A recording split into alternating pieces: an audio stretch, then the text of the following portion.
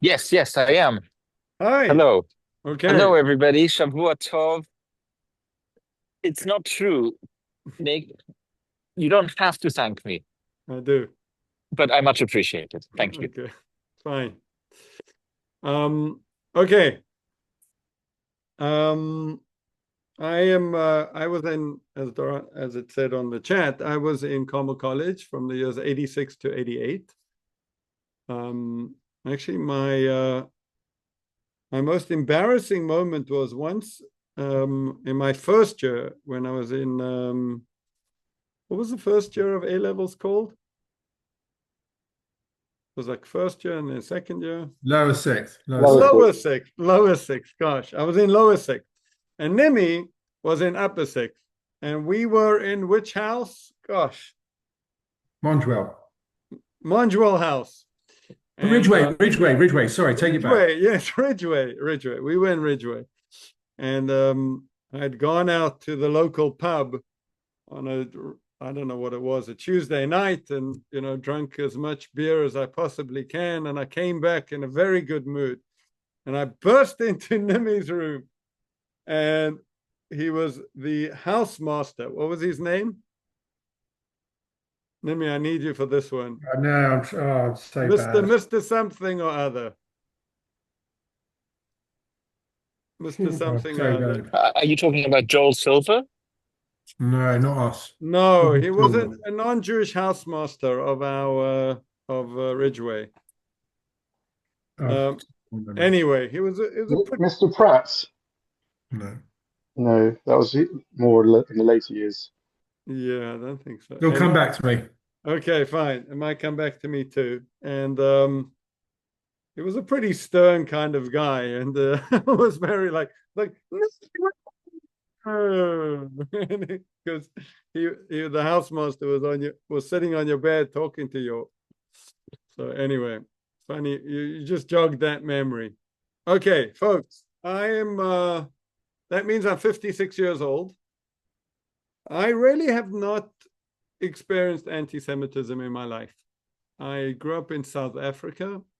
Um, there definitely was anti-Semitism, but nothing serious, and it didn't stop the Jews from getting to the highest positions outside of politics. I remember as a schoolboy having a fight with a French boy who called me a bloody Jew, and he got a bloody nose. And once when I was in England, I was walking on a Shabbat once in St. John's Wood, and someone rolled down their window and screamed out "Yiddo," um, and I wasn't sure if it was anti-Semitic or it just was another Jew, and his way of wishing me a good Shabbos. Unfortunately, very unfortunately, and almost surprisingly, right, to all Jews around the world, since October the 7th, this surge of anti-Semitism is shocking. Nothing less than absolutely shocking. Every Jew in the world that identifies as a Jew is definitely shocked, and it's a new phenomena, something we were hoping we would never experience. The group I work with, Aseret, I'll tell you more about it after the film, made a film with Raphael Shaw. He's a well-known Jewish filmmaker, which tackles the question of anti-Semitism, I think, in a most remarkable way. I think there is a compelling explanation as to why there is anti-Semitism. Because if we can't diagnose it, if we can't understand why it's happening, it's very hard to respond to it. So, with no further ado, I want to put on the film. It's 52 minutes. And I ask you to please mute yourself and put off your camera during the time of the film. And then we will have a discussion after the film. Any questions?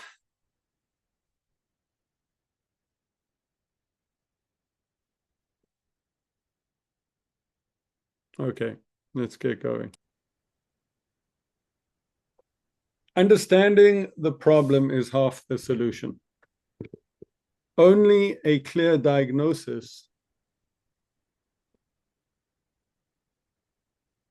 can lead to an effective response. So when this is applied to anti-Semitism, this idea has profound implications.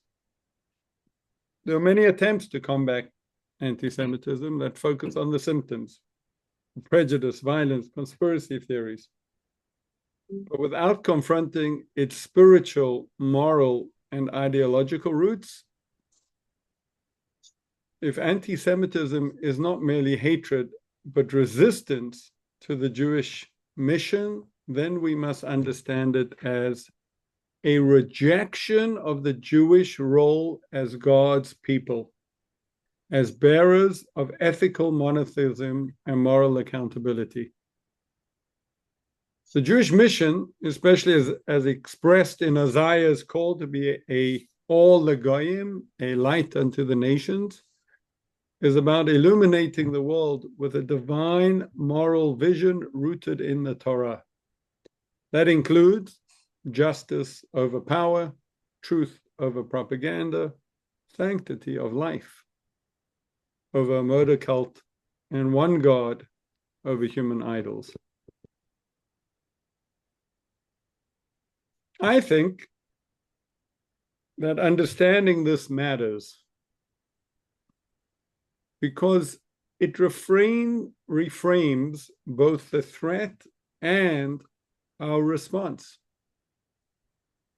If anti-Semitism is a resistance to the Jewish mission, so number one, it explains the persistence and irrationality of anti-Semitism, because Jews are often hated not for real offenses, but for symbolic reasons, because we embody conscience, covenant, and divine purpose. In terms of response, it calls for Jewish pride, not hiding. If Jews face hate for being bearers of light, the answer is not to dim the light, but to shine it more clearly, with courage and unity. And it places a responsibility on the Jewish people as a whole to do teshuvah, to return, to recommit to our mission. It's a strange thing, but when Jews forget or dilute their purpose, the world often does not let them forget who they are. So, in conclusion, understanding the problem is half the solution reminds us that anti-Semitism is not just a social ill. It is a very specific spiritual reaction to the Jewish calling. Understanding that in itself does not make the hatred go away, but it gives Jews clarity, purpose, and strength. Not merely to fight anti-Semitism, but to fulfill our mission despite it. The mission, in the words of the Torah, in the precursor to the Aseret Dibrot, when we received the Ten Commandments, the Divrei Habrit, the words of the covenant, which are of course the Ten Commandments, is to be a Mamlechet Kohanim V'Goy Kadosh, a kingdom of priests and a holy nation. The more that mission is embraced, the more its light can dispel the darkness.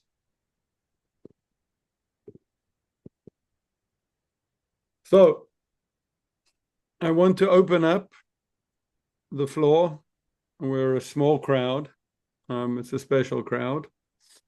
And hear your comments, hear your questions, have a discussion around this.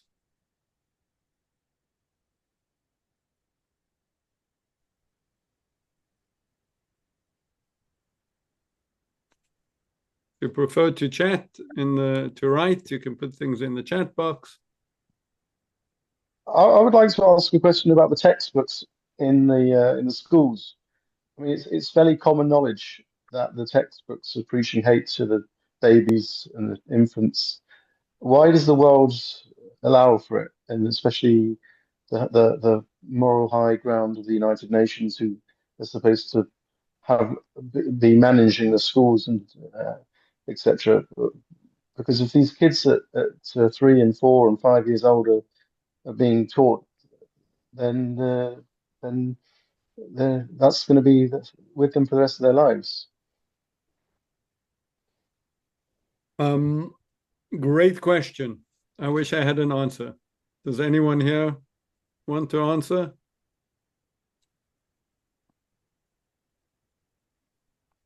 I'm not sure the UN is on which side of the fence they actually stand, right? And especially the ones that have been in charge of the of UNRWA. But I mean, we haven't seen the brightest lights come out of UNRWA since October 7th. But I mean, if you go back 20, 30 years, 40 years, you could even ask why do the Arab countries even keep the Palestinians in the refugee camps themselves? But I don't understand why nobody has spoken out about the fact that they're educating hate amongst themselves in, since right ever since anyone can remember. This is the thing. The world just seems to just turn a blind eye to these things. Nick, I have Unfortunately, a yeah, question go about on. the movie I'd like to ask you. Okay. I just to finish to Philip. Unfortunately, I think it's a part of this bigger issue. You know, we're now experiencing what it means for anti-Semitism in the hundreds and the hundreds of thousands and the millions of people coming out screaming it. But that doesn't mean it hasn't been there for the last 70 years. It's just been, very underplayed, let's say. Yes, Doran. This is the second time I'm seeing the movie. Thank you very much for showing it again. I wanted to ask you which intended audience the movie was made for and how it's been received. So that was a big question, and really, it was a very wide audience. There wasn't a particular person in mind. Definitely the Jewish people. Many people who see the film, especially Jews, are often we got to show this to the anti-Semites. They got to understand this. We're good people. We're the light. And I always laugh because, they're not going to watch it.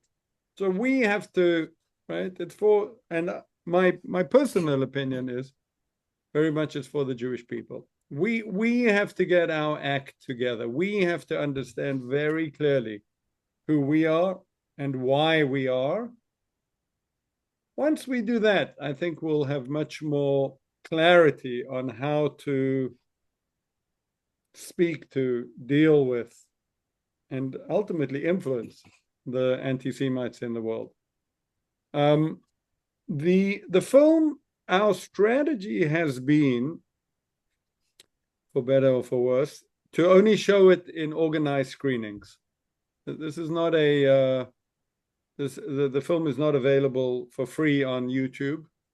We feel it's much more important that it loses its value for putting it for free on YouTube in a big way. So we feel it's much more important that people watch it in an organized setting. We have been speaking to some distributors and trying to get it on streaming services. That would be okay if it's for pay. And it's been shown on evangelical broadcasting platforms. So the overwhelming response, at least I know from the Jewish viewers. I don't have feedback. It's very hard to get feedback from something that's screened on a regular. How do you even know who the people are? But Yeah, Nitzan, I'm sorry I just add on Doran's question. Just did you show it anywhere outside the US yet, or because it would resonate very well, I think, within the Jewish communities in Germany and especially in Europe. We have A.B. Rubinstein is also from Frankfurt in the call, and I could imagine that this could get like a big crowd, and would be also important to show maybe in German schools, because I think it has a very educational tone to it,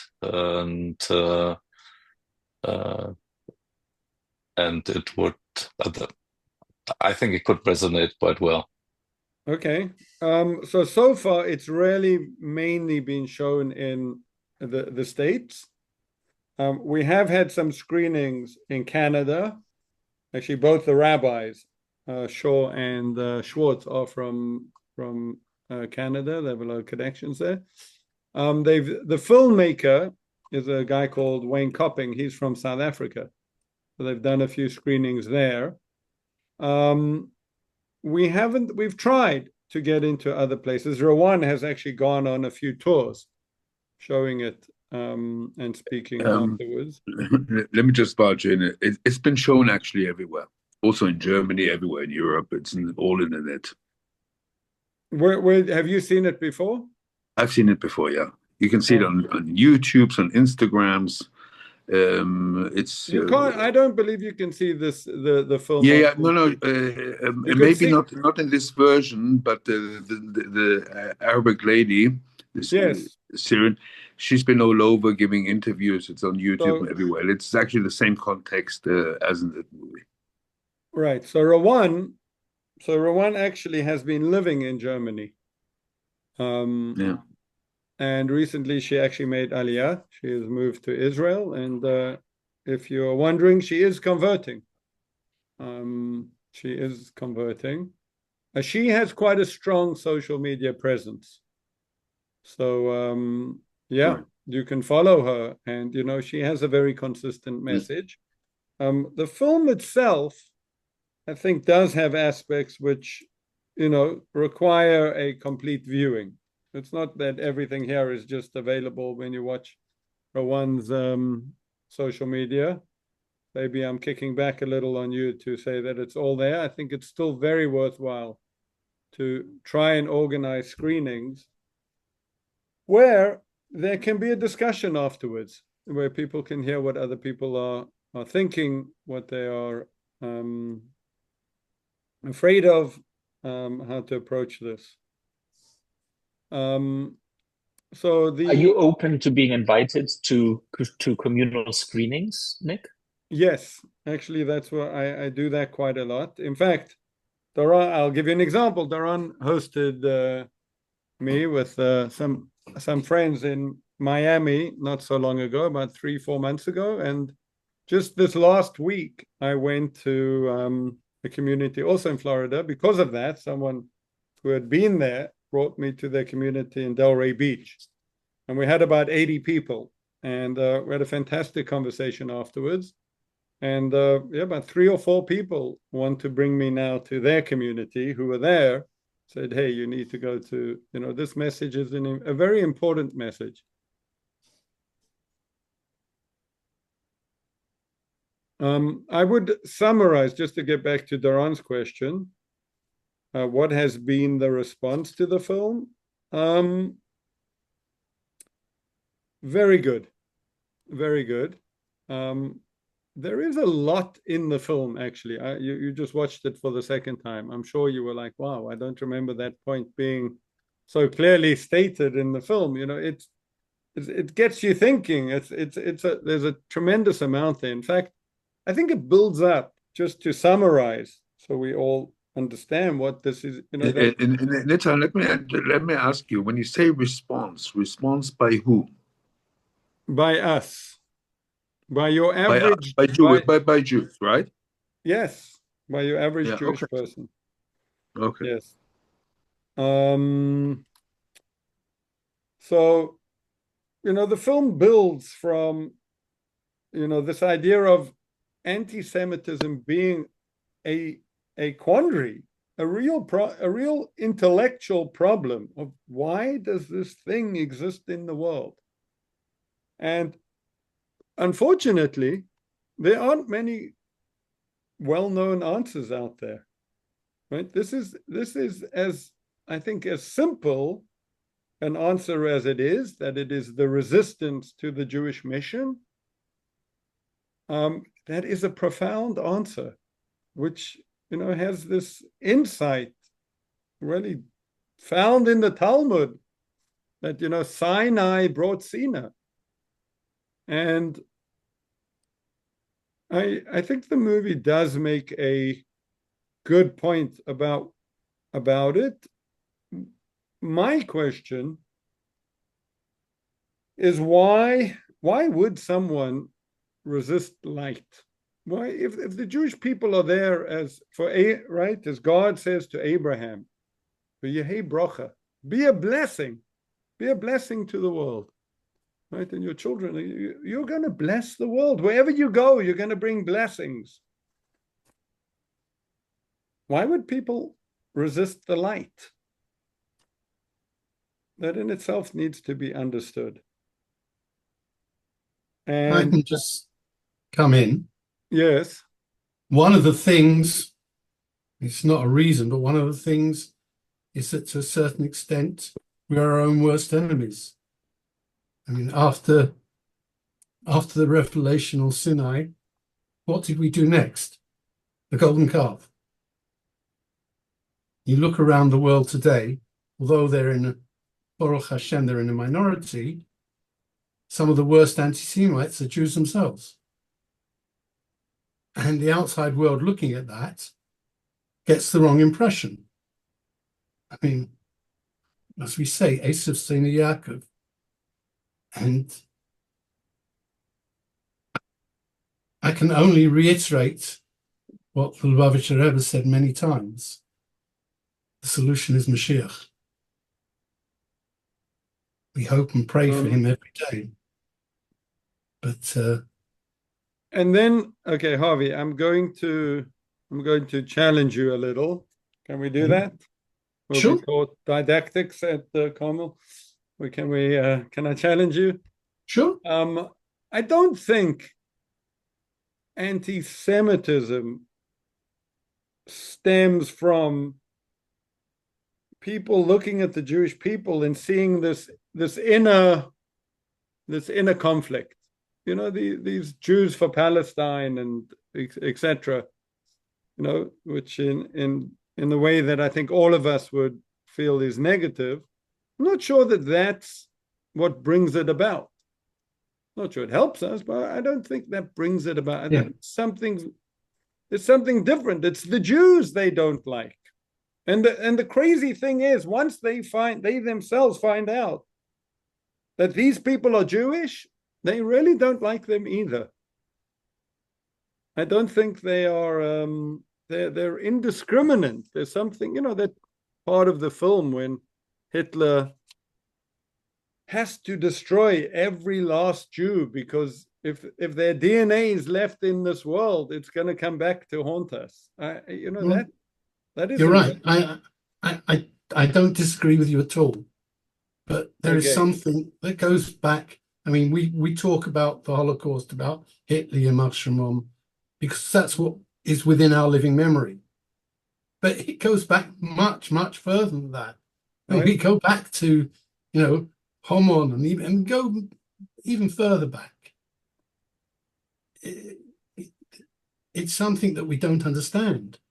Right. And before I carry on, I should have said it first. Thank you very much for being here. And thank you, Doran, for facilitating it. It's something very important to all of us. It's something that the whole Jewish world has to work on and to understand. And I don't understand it. I mean, the film brought a lot of things to me that I didn't know before. Wait, Harvey, you know, I'm glad that you're here and you're saying that. After the film, why don't you understand it? It's such a compelling, clear idea. They are resisting the mission of the Jewish people. Yeah. That much I do understand, but to actually internalize it is a different thing. It's like I very often say about flying. Sleep on it. Sorry? I hate flying. I used to be able to draw you the flow diagrams of why an aeroplane stays in the air. But to emotionally internalize the fact this great big lump of metal doesn't fall 30,000 feet is a different thing altogether. I realize they hate the Jews. That's the basic thing. They hate Jews. Why? Because Hashem puts an evil force in the world as well as a good force. And we have to overcome that evil force. So I that's close, but I think it misses the mark. I do think it misses the mark. It misses. I'll tell you why I think it misses the mark. There's a wonderful article by Meir Soloveichik. I don't know if any of you follow him. It's a real intellectual. Actually, I think at one stage he was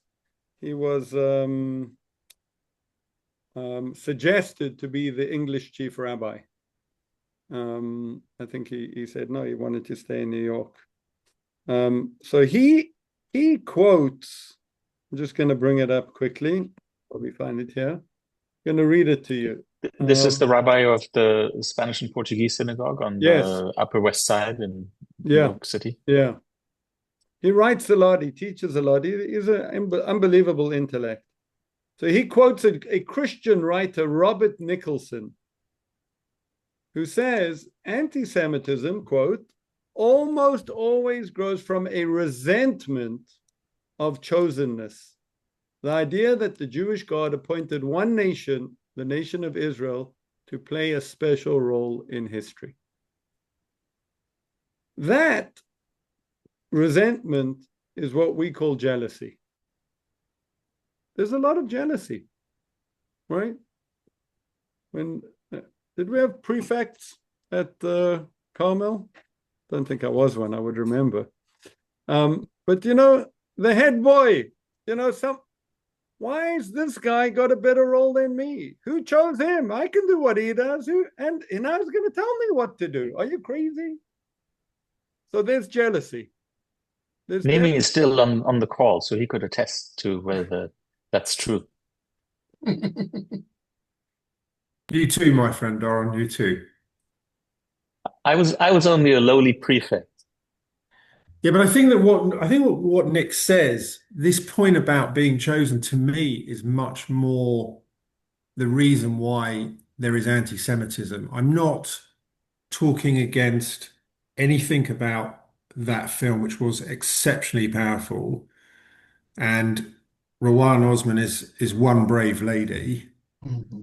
But I do think that piece about being chosen, to me, is much more relevant than talking about, and I'm not being in any way disrespectful, than the sort of this thesis around Sinai.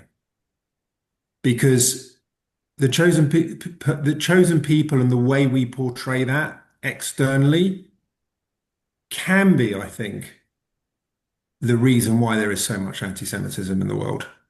Because it's espoused everywhere.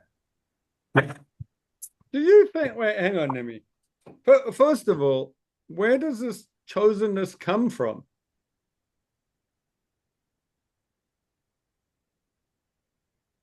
Well, it comes from the Torah.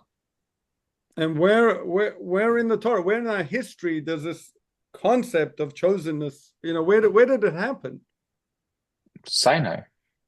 So Nimi, how can you say that it's the chosenness speaks to you more than Sinai? Isn't Sinai the chosenness? Isn't that it? What were we chosen for after all? Maybe you need to tell me a little bit more about the Aseret movement. Okay, because that I'm not familiar with, and I okay. don't quite know where that sits within the sort of. Yes, good. Presumably the name comes from Sarah to Dibroth. So okay, Rabbi Shalom Schwartz, he's the more gray rabbi in the film. So he is the founder of the Aseret movement. Just I work with him very closely. He used to work for Eish HaTorah in Israel. He ran the Russian program for 15, 20 years. His first trip of Russian Jews that he brought to Israel was a 3-week trip for Belarusian Jews from Minsk. There was one girl on that trip that came on the trip, loved it so much that she told him, "I'm not going back." He almost fainted. "What do you mean? I'm running a trip for students and you're not going back?" And she looked at him and said, "Yes, I'm not getting on that plane." So he said, "But your parents will be waiting for you." So she said, "Well, someone will tell my parents that I decided to stay." So that is my beautiful wife.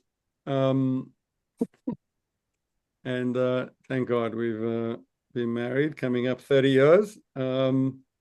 So it's a full circle for me to come back 7 years ago, start 7 years ago working with this rabbi on this new project of his.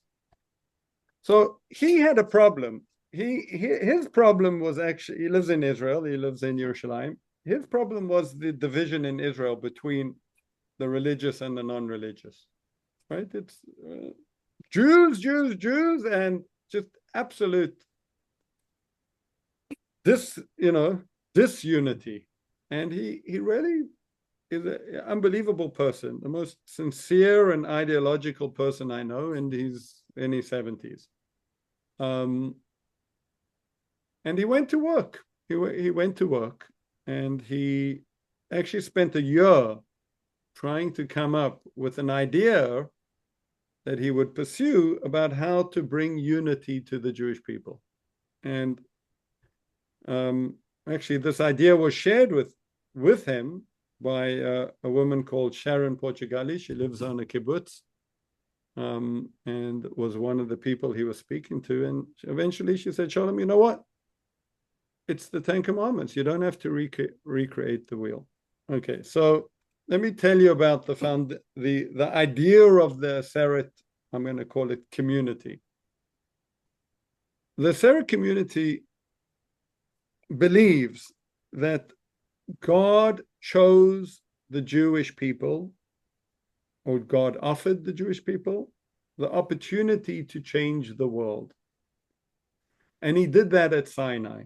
He came to the Jewish people and he said, "Listen, I'm looking for a people that are going to take up my cause.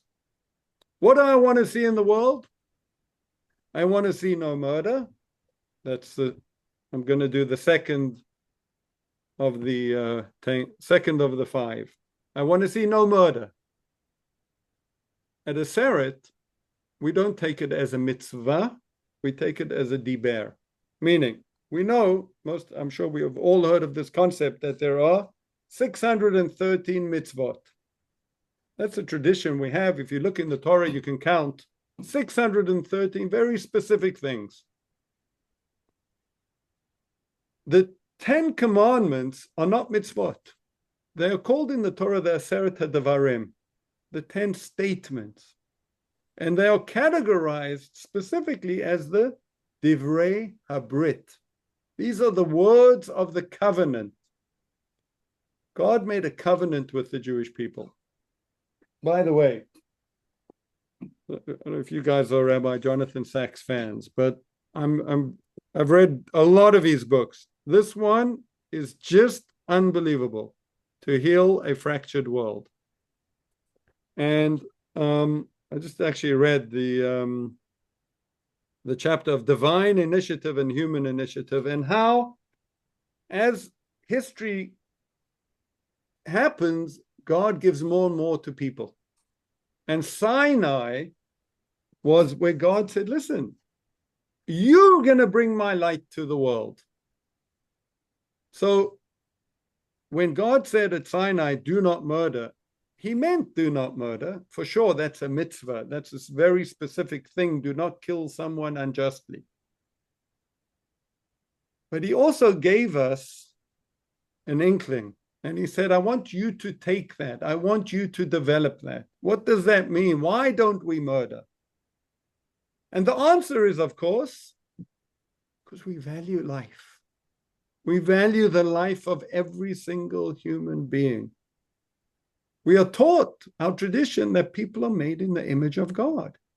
There's something godly here on this world, and it's called humanity. And it's a spark inside every single human being.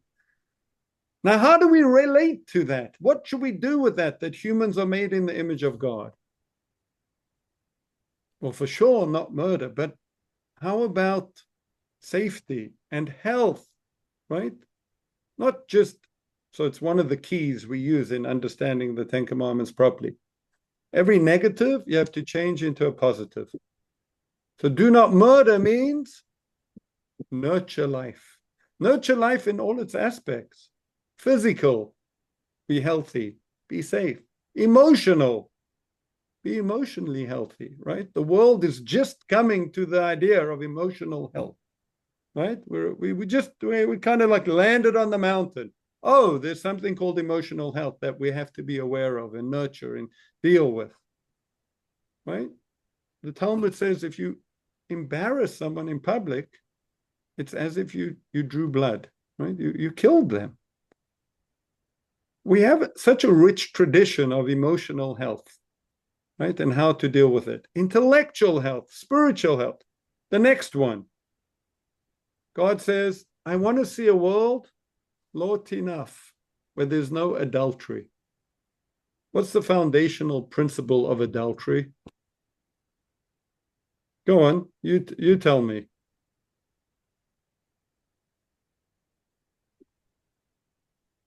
Why can't we do adultery? What's so wrong with it? What's the principle of it? What's the godly light we're meant to bring into the world through not committing adultery?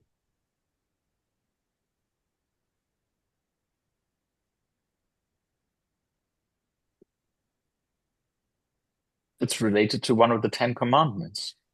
Refrain from coveting that which is not yours. We'll get right.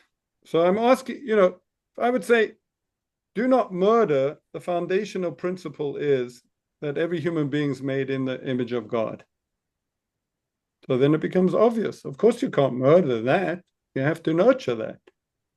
Do not commit adultery, right? So adultery in its simplest form is a, extramarital affair. What's so wrong with that? Nowadays in the world, there actually there's this idea of open relationships. Well, there's a lot of debate whether they really work or not. Probably don't. But when people get married, there's an idea that they should, be loyal to each other, be faithful to each other. There's a message there about all relationships. What's key in our relationships is loyalty, to keep your promises, to keep your commitments, to be there in the way that you are expected to be there and more. Right? Imagine if all people just kept their commitments. Right? That was a guiding principle. Right? These are the guiding principles of Judaism. Right? We have a tradition that all 630 mitzvot fit into the Ten Commandments. So God says, don't murder, don't commit adultery. Value I wish life. we could find another word for adultery, because unfortunately it conjures up the concept that the non-Jewish world has of adultery, which means extramarital relationships with anybody, whereas the Jewish concept is extramarital relationships with another married person. Right. So, Harvey, you are really going into the mitzvah, which means what specifically is adultery? I'm trying to be expansive and say, wait, Of course, there's a mitzvah, and it's important we know exactly what it is. But it's a symbol for something. These are the dibrot. These are the Aseret dibrot. These are these 10 commandments which were written on the stones. For heaven's sake, why were these taken from the Torah and put on the stones? And the answer is because they encapsulate deep principles of our faith. And the principle that do not commit adultery encapsulates is loyalty. Be ne'eman. Be a loyal person. It's not easy. These aren't easy things. Number 3, lo tignov. Don't steal. So, don't steal is a very simple one. Of course, don't steal. Only take that which you deserve, which you've earned. But there's much more depth to that as well. The idea of respecting and granting people dignity when you get into it. Well, you're going to have to do the whole course, you know. But I'm just giving you a taste of what God told the Jewish people, right? God told the Jewish people, this is the life I want you to live as an example for mankind.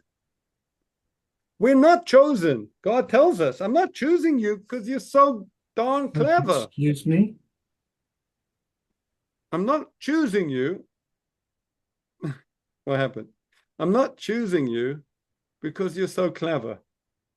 I'm not choosing you because you're so big. I'm choosing you because you have Abraham and Isaac and Jacob as your forefathers, and Sarah and Rivka and Rachel and Leah as your foremothers.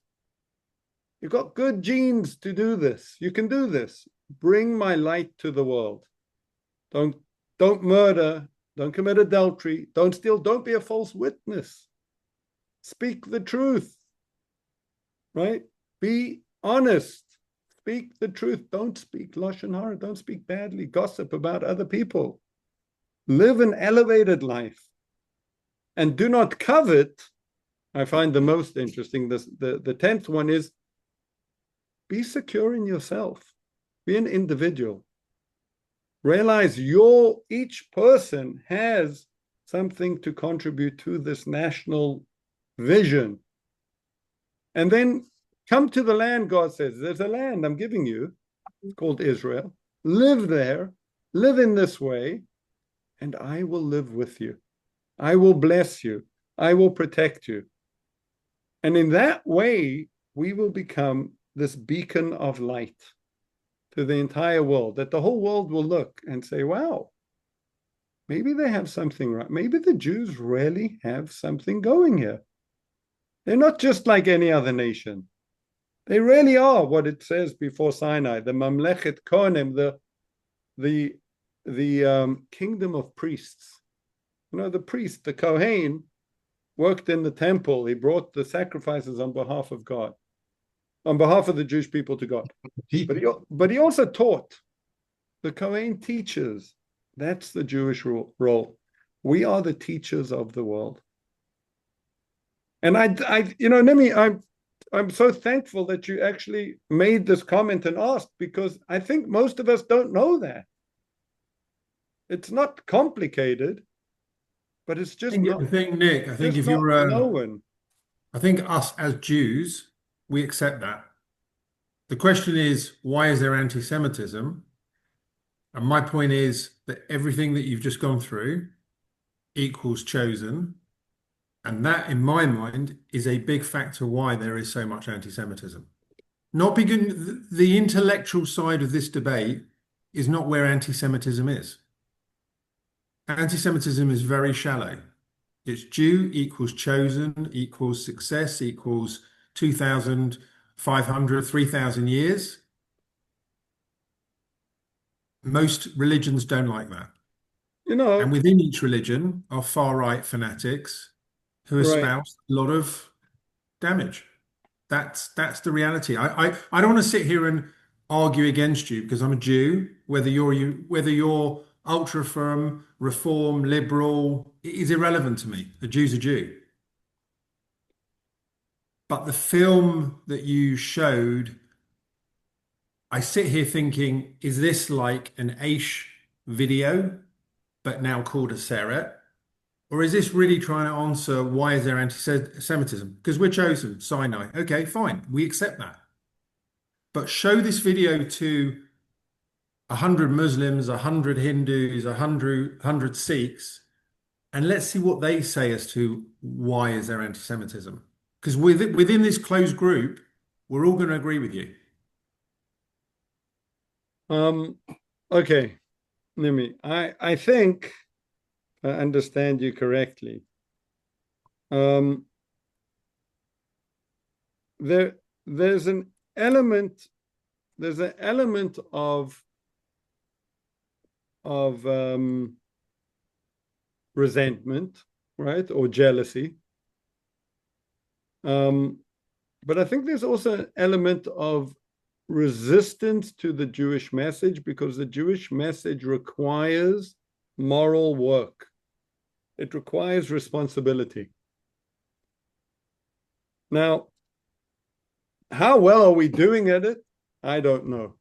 I wouldn't say great, right? The Jewish people on whole, as a nation, I don't know how well we're doing at it. But I think what the film is touching on, which I think there's a lot of truth to, is they don't want, this is what Hitler was so vocal about. They don't want the Jewish, even if we got it right? Even if we were this exemplary nation, they might still not want our message, right? They don't want to be bothered. What did Hitler say? Conscience. You brought conscience into the world. I have to feel guilty for doing something bad now. You put your head on your pillow when you go to sleep and you go, oi, couldn't I have been just a little nicer to that person today? Did I have to lose my temper? Did I have to not take that opportunity? So the resistance is not just to the idea that we've been chosen, whatever that means, but it's also to the idea that we've been chosen for something very specific. And that is a moral and an ethical calling, which I think is something that the film makes, especially from Hitler's writings, that's a pretty interesting idea that we need to sit with and say, well, okay, that helps me understand our identity, right? Because as a Jew, what do we ask ourselves? Why do they hate us so much? Right? It's complex. Like I think of myself as quite a nice, good person. And that to me gives a significant answer, because it means, oh, because I'm Jewish and I have this mission, and now I should actually embrace it. They are reminding me to embrace it, to be a better Jew, wherever you are on the spectrum. And I don't think anyone's really doing that great. God forgive me, right? Wherever you are on the spectrum, you can do better.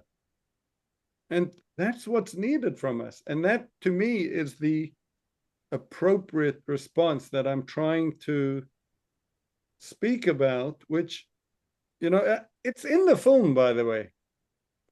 But you have to watch the film like 6 times to hear it, because it's such a, I don't know why it's a hard message to hear. It took me a long time. I like Nimi's suggestion of showing the movie outside of our Jewish community.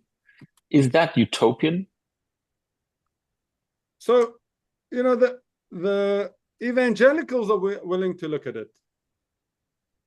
We did a screening with about 40 evangelicals, probably amongst them 16, I think they call them pastors, about a month ago. I didn't get, they liked it. They said, yes, this is good. The Jewish people have a role in the world. You're our older brother. You're our, you're the trunk, we're the tree. They have all sorts of ideas of how they fit in with the Jewish people. But they are traditionally our friends, right? They have been supporting Israel for many years now. They're a community which actually internally, by the way, they are not as positive en masse as they used to be. There's a lot of anti-Israel, anti-Semitic sentiment within the evangelical world as well. I just don't know how to do it, Theron. It would be a fascinating exercise. I agree. Well, it's hard enough to get the Jews to watch this, right? How many times have you screened the movie in either private screenings or virtual screenings? So I think I actually don't have the full list, but I think it's around about 120, 130 times. Right? Nissan, I have a problem with this discussion. Are we trying now to convince anti-Semitic or anti-Semites not to be anti-Semites? Are we trying to reason, because we call ourselves chosen? I'm actually with Nimi a little bit, yeah. Are we propagating the chosen people? That's why there is anti-Semitism. I see it very differently. People are criticizing Israel of not doing good PR and so on. I think in the times where we are now, of social media, don't forget, from the young people, over 50% of teenagers are educated, yeah, by TikTok, yeah. Don't forget, in 10, 15 years' time, yeah, this might be our elite. You could see that in the universities in Harvard or in Columbia, wherever. I don't think, we have no chance in social media or viewings or whatever. Just look at the Arab world, at 1.8 billion Muslims, and let's say only 30% are radicalized. Yeah, that's a half a billion. How are we, for 15 million Jews worldwide, trying or even thinking of beating this? Yeah. I see also internal problem because what Harvey says, we also too much thinking of right and the left sides. The Hamas or the Nazis at that time didn't make a difference if the Jews were left or right, secular or religious. Yeah, you have from one extreme the Haredis or a Teitelbaum from the Satmars who said the fault of the Holocaust was because of the secular Jews. Yeah. Then you have today the so-called progressive Jews. A third of the New Yorker Jews voted for Madani. Yeah, which is not it's for me hard to understand. Or you have someone like Finkelstein who is on Al Jazeera every single day. Yeah. Propagating really anti-Semitism, yeah, whose parents were in Auschwitz, yeah, it's not understandable to me, yeah.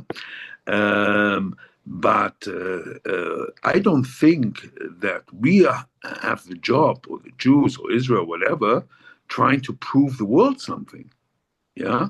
We have to just take care of ourselves. And we're lucky with the state of Israel at the moment, which is that strong. Yeah, and they're not protecting just Israel because of the Jews all over the world. So I have a theological issue more than a practical issue with what you're saying, because of course we need to worry most about ourselves. But is not our God the God of all people? Sure. If you're a believer, yes. Does not our God, are they not his children as well? All people? Correct. So the Jewish purpose is not only for the Jews. The Jewish purpose is for God's world. We are not here just for ourselves. God never took us just to be a chosen nation for privilege. I'm going to read to you another thing I found in Rabbi Sachs. He differentiates between a chosen people and a master race. He says a chosen people is the opposite of a master race. We are not a race, we are a covenant. Why? Because you can convert. Rowan is converting. She wanted to join this covenant. She can join. Come on in. It exists to serve God's purpose, not to master others. Master race values power. A chosen people cares for the powerless. The key virtue of a chosen people is humility. That is why Jewry has always been attacked, because its existence is an affront to those that see themselves as a master race. This was in the film, right? All the nations that are, right? An imperial power or the sole guardians of God's truth. So, but Nisa, what are you trying to say? Okay, I'm trying to say something very daring. I know that, right? That in the midst of all of this, let's not forget the role we play for humanity.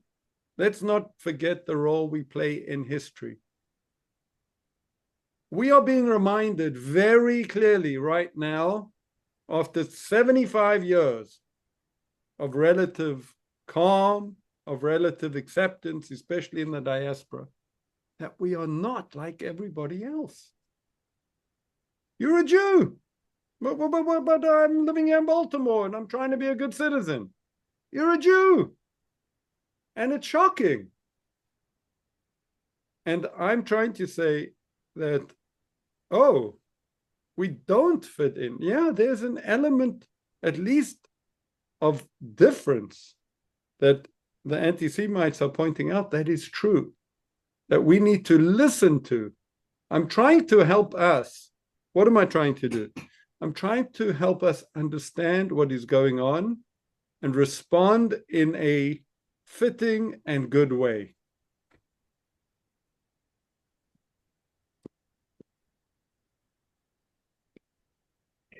We're nearly at the top of the hour. Are there any more questions? Okay. Right. Is it AB, Rubenstein? Yeah, it's written A, but people call me AB. Okay, fine. As in Abraham. Fine. So you and Amir and I are going to bring this film to Germany and organize screenings, and Doron's going to help us. And that would be a fantastic outcome of all of this. And we will continue to argue. I promise. Yeah, I guarantee you like 400 people or so in Munich watching the movie at the screening. Wow. Sorry? I can guarantee you 400 people coming to see the movie. Okay. In Munich. Amazing. And I think they would, we can get Rowan there if you think that's a good idea. I think it would be very powerful. So send Amir the movie and he will show it. No. It actually makes only sense in an organized screening with a discussion afterwards also. I think so. Even controversial. Yeah, I mean, what is the most profound pushback, Nick, that you've received on the movie's thesis? What kind of criticism of the movie's main idea has really made you stop and think?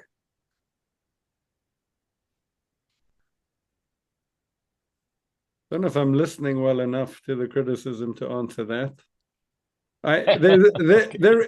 There is a question that is often asked, which I like to address because it's been asked a lot. And that is, hang on, if you're telling me they hate us because we're Jewish, well, aren't they going to hate us more if we're more Jewish? Right? I'm like, this is time for tshuva, Jews. Wherever we are, let's rise up, embrace our Judaism, like be Jewish. And if you want to know what that means, go to aseret.org. Like it's simple. It's there in the Ten Commandments. So that question I like to I've thought a lot about. The basic theory, I mean, it, as AB said, it's, you know, if you believe, right? You can kind of, if you're not a believer, this is going to be very hard. I haven't got that much actually of like, hey, you just, you know, this is all premised on, because I think Jews are very afraid right now, very woken up to this reality and want to try and understand it. Yeah, we have to all make Aliyah, right? Ultimately, yes. And I'm sitting in Baltimore, by the way. Excuse me?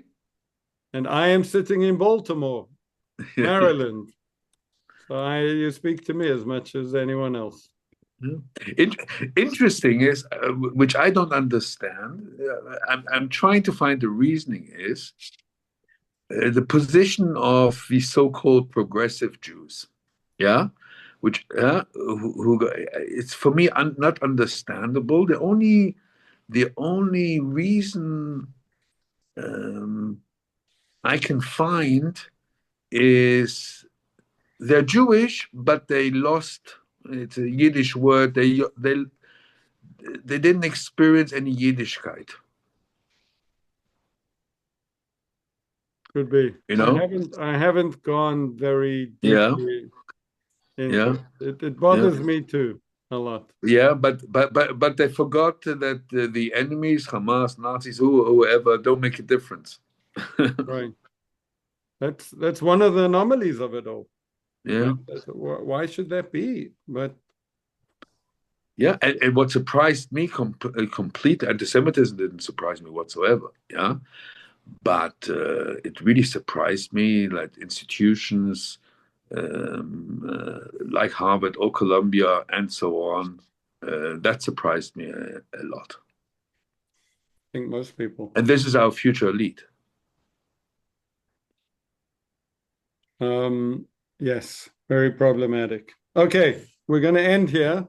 Thank you all. Thank you, John. You're very, Thank you very much. Thank you so much. very quiet observer. You can be in touch with me on the WhatsApp or nitzan@aseret.org. And Amir, I'll be in touch. I'll get your details from Doron. And Okay. We'll follow up. Great. All right. Thank you so Have a much. good week, everybody. Thank you. Have a great Thank you. week. Thank you for Bye-bye. dialing in. Bye. Bye, Thank Nick. you. Bye-bye. Okay. Bye-bye.